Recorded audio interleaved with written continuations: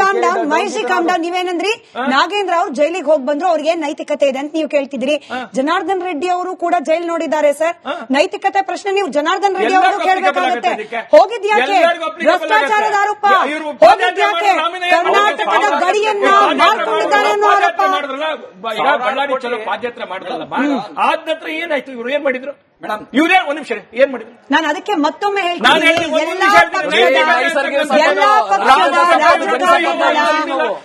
ಎಲ್ಲಾ ಪಕ್ಷದ ರಾಜಕಾರಣಿಗಳ ಬರೀ ನಾಟಕ ಮಾಡಕ್ ಹೊರಟಿದ್ದೀರಿ. ನಾಟಕ ಮಾಡ್ಬೇಕು ಅಂತ ಹೇಳಿ ನಿಮ್ ರಾಜಕೀಯದ ಬೇಳೆ ಬೆಳೆಸ್ಕೊಳ್ಳಕ್ಕೆ ನಿಮ್ ಕಾರ್ಯಕರ್ತ ಅನಿಲ್ ಅವರು ವಾಯ್ಸ್ ಆನ್ ಏರ್, ಅನಿಲ್ ಅವರೇ ಕಾರ್ಯಕರ್ತ ಅನಿಲ್ ಅವ್ರ ವಾಯ್ಸ್ ಆನ್ ಏರ್, ಅನಿಲ್ ಅವರೇ ಅನಿಲ್ ಅವ್ರ ವಾಯ್ಸ್ ಮಾತ್ರ ತಗೊಳ್ಳಿ. ಆನ್ ಏರ್ ಅವ್ರು ಒಬ್ರು ಇದ್ರೆ ಸಾಕು. ಅವ್ರಿಗೆ ಯಾವ ರೀತಿ ಧಮಕಿ ಹಾಕ್ತಾರೆ ಲೈವ್ ಅಲ್ಲಿ ಕುತ್ಕೊಂಡು. ಅನಿಲ್ ಅವರು ಥ್ಯಾಂಕ್ ಯು. ಅನಿಲ್ ಅವ್ರದ್ದು ಮಾತ್ರ ವಾಯ್ಸ್ ಆನ್ ಏರ್ ಇದೆ. ಅನಿಲ್ ಅವರೇ, ದೊಡ್ಡ ನಾಯಕರು ಎಸಿ ಮನೆಯಲ್ಲಿ ಆರಾಮಾಗಿರ್ತಾರೆ ಸರ್. ಬೀದಿ ಹೆಣವಾಗೋದು ಕಾಂಗ್ರೆಸ್ ಬಿಜೆಪಿನೋ, ಕಡೆ ಬಡವ್ರ ಮನೆ ಮಕ್ಕಳೇನೆ. ಇಲ್ಲಿ ಬಳ್ಳಾರಿಯಲ್ಲಿ ಆಗಿದ್ದು ಅದೇನೆ. ನೀವು ಅವನನ್ನು ಕಾಂಗ್ರೆಸ್ ಕಾರ್ಯಕರ್ತ ಅಂತ ನೋಡ್ತೀರಿ, ಬಿಜೆಪಿ ಕಾರ್ಯಕರ್ತರೇನ್ ಸೇಫ್ ಆಗಿಲ್ಲ ಸರ್. ನಿಮ್ಮಂತವರು ಯುವ ನಾಯಕರು ನಾನು ಮತ್ತೆ ಕೇಳ್ತಾ ಇದ್ದೀನಿ, ಇಂಥ ರೌಡಿ ಕಲ್ಚರ್ ನಮಗ್ ಬೇಡ. Politics is not equal to rowdyism. ಇದನ್ನ ನೀವು ಒಪ್ಕೊಂಡು ನಿಮ್ಮ ಕೈ ಕೆಳಗಡೆ ಇರುವ ಕಾರ್ಯಕರ್ತರಿಗೂ ಕೂಡ ತಿಳಿಸುವ ಅನಿವಾರ್ಯತೆ ಇದೆ ಸರ್. ನಿಮ್ಮದೇ ಜಿಲ್ಲೆ ಬಳ್ಳಾರಿ ಇವತ್ತು ಬ್ಲಾಕ್ ಮಾರ್ಕ್ ಆಗ್ತಾ ಇದೆ ಕರ್ನಾಟಕದ ರಾಜಕಾರಣದ ಇತಿಹಾಸದಲ್ಲಿ. ಇದನ್ನ ತಿದ್ದೋ ಜವಾಬ್ದಾರಿ ನಿಮ್ಮ ಮೇಲೂ ಇದೆ, ವಿವೇಕ್ ಅವ್ರ ಮೇಲೂ ಇದೆ. ಒಪ್ಕೊಳ್ಬೇಕು ಅದನ್ನ ನೀವು. ಮೇಡಮ್, ಈ ಮಹಾಭಾರತದ ಕಾರ್ಯಕ್ರಮದಲ್ಲಿ ತಾವು ಹೇಳ್ತಾ ಇರುವಂತದ್ದು ಬಹಳಷ್ಟು ಕೂಡ ಎಲ್ಲಾ ಪಾರ್ಟಿಯವರು, ಎಲ್ಲರೂ ಸಾರ್ವಜನಿಕರು, ಬೇರೆ ಎಲ್ಲಾ ಸಂಘ ಸಂಸ್ಥೆರು ಕೂಡ ಒಂದು ರೆಸ್ಪಾನ್ಸಿಬಿಲಿಟಿ ಇರುವಂತ ವ್ಯಕ್ತಿಗಳಿಲ್ಲಿ.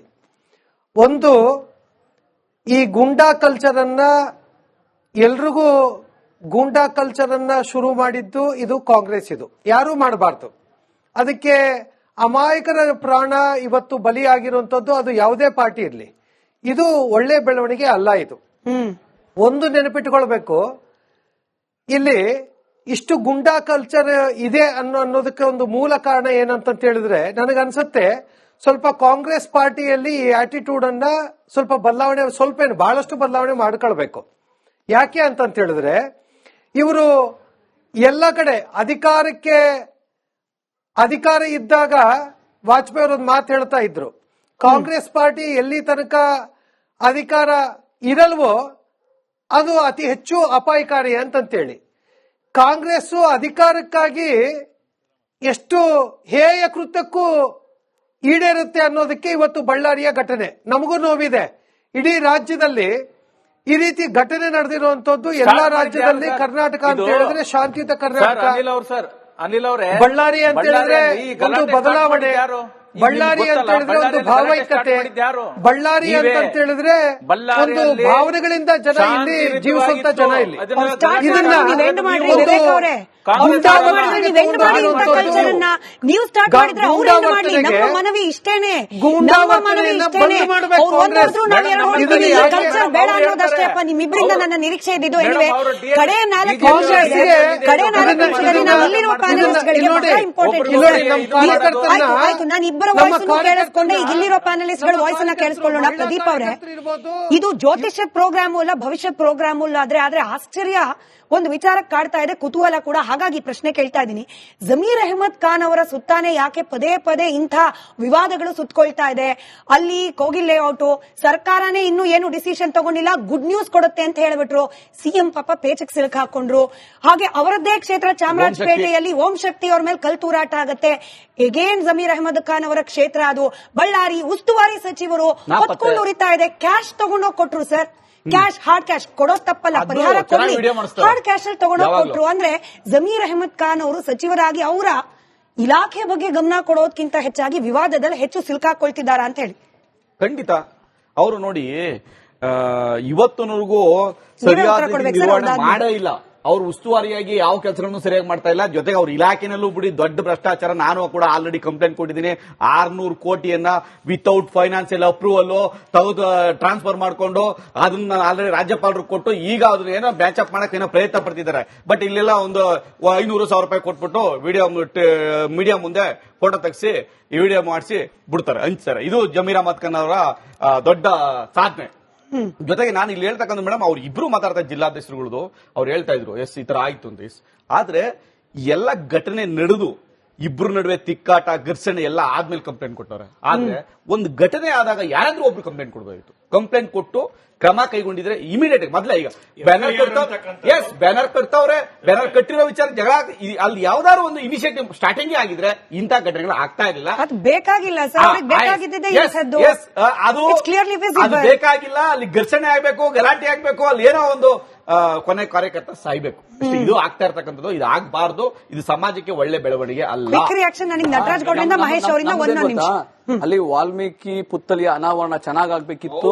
ನಮಗೆ 1 ಲಕ್ಷ 2 ಲಕ್ಷ 2 ಲಕ್ಷ ಜನ ಸೇರ್ತಿದ್ರು. ಅಲ್ಲಿ ಸ್ಟ್ಯಾಚ್ಯೂಗಿನ 50,000 ಸ್ವಾಗತ ಮಾಡಕ್ಕೆ 50,000 ಜನ ಸೇರಿದ್ರು.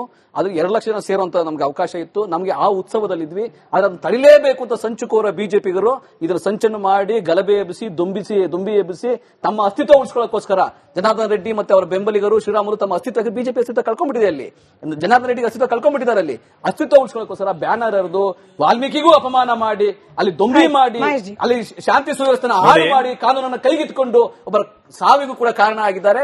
ಜನಾರ್ದನ್ ರೆಡ್ಡಿ ಬಂಧನ ಆಗಬೇಕು, ಗಡಿಪಾರ ಆಗಬೇಕು, ಮತ್ತೆ ಬಳ್ಳಾರಿ ಜನತೆಯ ಬಳ್ಳಾರಿ ಆಗಬೇಕು, ಪ್ರಜಾಪ್ರಭುತ್ವದ ಬಳ್ಳಾರಿ ಆಗಬೇಕು, ಶಾಂತಿ ಸೌಹಾರ್ದತೆ ಇರ್ತಕ್ಕಂಥ ಬಳ್ಳಾರಿ ಆಗಬೇಕು ಅಂದ್ರೆ ಜನಾರ್ದನ್ ರೆಡ್ಡಿ ಬಂಧನ ಆಗಬೇಕು, ಗಡಿಪಾರ ಆಗಬೇಕು. ನೋಡಿ, ಇತ್ತೀಚೆಗೆ ಹೊಸ ಸಂಸ್ಕೃತಿ ಕಾಂಗ್ರೆಸ್ನಲ್ಲಿ ಶುರು ಆಗ್ಬಿಟ್ಟಿರೋಂಥದ್ದು. ಈ ದೇಶದ ಒಳಗಡೆ ಅರಾಜಕತೆ ನಿರ್ಮಾಣ ಮಾಡಬೇಕು ಅನ್ನುವಂತ ಮನಸ್ಥಿತಿ. ಹೇಗೆ ಅವ್ರದೆಲ್ಲ ಹೇಳಿಕೆಗಳು ನೋಡಿ. ಇವತ್ತು ಪೃಥ್ವಿರಾಜ್ ಚೌಹಾಣ್ ವೆನೆಜುಲಾದಲ್ಲಿ ನಡೆದಂಗೆ ಆಗ್ಬಹುದು ಭಾರತದಲ್ಲಿ ಅಂತ. ಅಂದ್ರೆ ಹೇಗೆ ಅಂದ್ರೆ ಅರಾಜಕತೆ ಅಂತಕ್ಕಂಥ ಆ ಮನಸ್ಥಿತಿಯ ಒಳಗಡೆ ಇಡೀ ಕಾಂಗ್ರೆಸ್ ನಾಯಕತ್ವ, ಅದು ರಾಹುಲ್ ಗಾಂಧಿಯಿಂದ ಹಿಡಿದು ಎಲ್ಲರೂ ಕೂಡ, ಯಾವುದೇ ಇಡೀ ದೇಶದ ಸಂವಿಧಾನ, ದೇಶದ ಕಾನೂನು ಎಲ್ಲವೂ ಕೂಡ ಅವ್ರೇನ್ ಭಾವಿಸ್ಬಿಟ್ಟಿದ್ರು ಕಾಂಗ್ರೆಸ್ಸಿಗರು ಅಂದ್ರೆ ತಮಗೋಸ್ಕರ ಇರೋದು ಅಂತ ಭಾವಿಸ್ಕೊಂಡ್ಬಿಟ್ಟಿದ್ರು. ಅದು ಯಾವುದೇ ವಿಷಯ ಇರಲಿ, ಇದು ಯಾವುದೋ ಒಂದು ಸ್ಪಾಂಟೇನಿಯಸ್ ಆಗಿ ಸ್ಪೊರಾಡಿಕ್ ಆಗಿ ಆಗಿರ್ತಕ್ಕಂಥ ಇನ್ಸಿಡೆಂಟ್ ಅಲ್ಲ. ಕಾಂಗ್ರೆಸ್ಸಿನ ಎಂಟೈರ್ ಮನಸ್ಥಿತಿಯೇ ಇವತ್ತು ನೆಗೆಟಿವ್ ಇದೆ. ಇವತ್ತು ಆ ನೆಗೆಟಿವ್ ಮನಸ್ಥಿತಿಯ ಕಾರಣಕ್ಕೆ ದೇಶದ ಒಳಗಡೆ ಯಾವುದನ್ನೂ ಅವರು ಗೌರವಿಸತಕ್ಕಂಥದ್ದು ಮಾಡೋದಿಲ್ಲ. ವಿರೋಧ ಪಕ್ಷ ಅಂದ್ರೆ ಶತ್ರು ಅಂತ ಮಾಡ್ಕೊಂಡ್ಬಿಟ್ಟಿದ್ದಾರೆ. ವಿರೋಧ ಪಕ್ಷ ಅಂದ್ರೆ ಇವತ್ತು ಕರ್ನಾಟಕ ಅಂತ ಪ್ರದೇಶದ ಒಳಗಡೆ ಎಷ್ಟೇ ವಿರೋಧ ಇದ್ರೂ ಕೂಡ ಅದು ಫ್ಲೋರ್ ನಲ್ಲಿ ಇರ್ತಿತ್ತು, ಆದ್ರೆ ಆಚರಣೆಯಲ್ಲಿ ಇರ್ತಾ ಇರಲಿಲ್ಲ.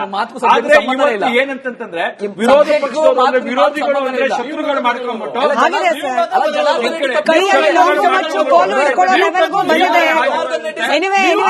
ಚರ್ಚೆಗೆ ಸಮಯ ಇದೆ. Thank you. ಚರ್ಚೆಗೆ ಸಮಯ ಇದೆ. ಸ್ವಚ್ಛ ರಾಜಕೀಯ ಪಕ್ಷಗಳು ಎಲ್ಲಾರ್ದು ಮೈಕ್ ಆಫ್, ಎಲ್ಲಾರ್ದು ಮೈಕ್ ಆಫ್. ಥ್ಯಾಂಕ್ ಯು ಎಲ್ಲರಿಗೂ, ಥ್ಯಾಂಕ್ ಯು ಎಲ್ಲರಿಗೂ, ಥ್ಯಾಂಕ್ ಯು. ಜನರಿಗಂತೂ ಕ್ಲಿಯರ್ ಮೆಸೇಜ್ ಹೋಗ್ತಾ ಇದೆ. ಸ್ಕ್ರೀನಿಂದ ತೆಗಿರಿ ಎಲ್ಲರೂ ಆಯ್ತು, ಸ್ಕ್ರೀನಿಂದ ತೆಗಿರಿ ಎಲ್ಲರದು ಆಯ್ತು. Thank you so much. ಮತ್ತೊಮ್ಮೆ ಕಳಕಳಿಯ ಮನವಿ ಎರಡೂ ರಾಜಕೀಯ ಪಕ್ಷಕ್ಕೆ ಪ್ಲಸ್ ಜೆಡಿಎಸ್ನವ್ರಿಗೂ ಕೂಡ. ನಮಗೆ ಬೇಕಾಗಿರೋದು ಸ್ವಚ್ಛವಾದ ರಾಜಕೀಯ ವ್ಯವಸ್ಥೆ. ಅದನ್ನ ಯಾವುದೇ ಪಕ್ಷದವರಾದ್ರೂ ಕೊಟ್ಟರು ಪರವಾಗಿಲ್ಲ. ಅದು ನಮ್ಮ ಪುಣ್ಯ ಅಂತ ಹೇಳಿ ಕೈ ಮುಗಿದು ಕಣ್ಗೊತ್ಕೊಳ್ಳುವಂತ ಸಭ್ಯ ಮತದಾರರಿದ್ದಾರೆ. ಈ ಮತದಾರರು ಕೊಟ್ಟ ತೀರ್ಪಿಗೆ ಅವಮಾನ ಮಾಡಬೇಡಿ. ಈ ಮತದಾರರು ಈ ಪ್ರಜಾಪ್ರಭುತ್ವ ವ್ಯವಸ್ಥೆ ಮೇಲೆ ಇಟ್ಕೊಂಡಿರುವ ವಿಶ್ವಾಸವನ್ನ ಕಳ್ಕೊಳ್ಬೇಡಿ ಅಂತ ಹೇಳ್ತಾ ಈ ಬಳ್ಳಾರಿ ಕಲ್ಚರು, ಬೀದರ್ ಕೊಪ್ಪಳ ಕಲ್ಚರ್ಗೆ ಕಡಿವಾಣ ಹಾಕೋ ಪ್ರಯತ್ನ ಎರಡೂ ರಾಜಕೀಯ ಪಕ್ಷದಿಂದ ಆಗ್ಲಿ ಅಂತ ವಿನಂತಿ ಮಾಡ್ಕೊಳ್ತಾ ಚರ್ಚೆ ಮುಗಿಸ್ತಾ ಇದ್ದೀನಿ. ಧನ್ಯವಾದ ಮತ್ತೊಮ್ಮೆ ಎಲ್ಲರಿಗೂ ಚರ್ಚೆಯಲ್ಲಿ ಭಾಗಿಯಾಗಿದ್ದಕ್ಕೆ. ನೋಡ್ತಾ ಇರಿ ರಿಪಬ್ಲಿಕ್ ಕನ್ನಡ, ಇದು ನಿಮ್ಮ